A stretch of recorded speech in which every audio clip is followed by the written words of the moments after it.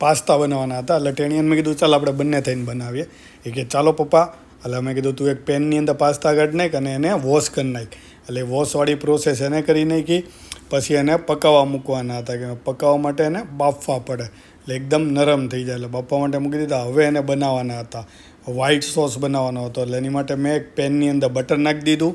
પછી એની અંદર થોડો મેંદો નાખી દીધો અને પછી એને મિક્સ કરી નાખ્યું. મિક્સ કરતો ગયો.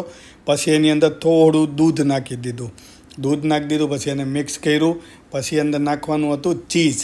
એટલે ચીઝ ખમણી નાખ્યું. ચીઝ ખમણીને એને પાછું મેં મિક્સ કરી નાખ્યું. એટલે વ્હાઈટ સોસ બની ગયો. વ્હાઈટ સોસ બની ગયો ને એટલે અંદર ઓરેગાનો અને ચીલી ફ્લેક્સ નાખી દીધું. એ નાખાઈ ગયો અને પાછું મિક્સ કરી નાખ્યું. મિક્સ કર્યા પછી જે પાસ્તા આપણે પકાવેલા હતા બાફેલા એ પાસ્તા એની અંદર એડ કરી દીધા. એડ કરીને હવે એને મિક્સ કરવાના હતા. ને આ રીતે મિક્સ થયા પછી થોડી 1-2 મિનિટ પકાવીએ એટલે આ રેડી થઈ ગયા વ્હાઈટ સોસ પાસ્તા, ધોળા સોસ પાસ્તા. અને પછી જો ખાવા માટે સર્વ કરવાના હતા. એટલે જો આપી દીધા અને આ લોકો ખાવા લાગ્યા હતા. પછી મારે હજી ફ્રેન્ચ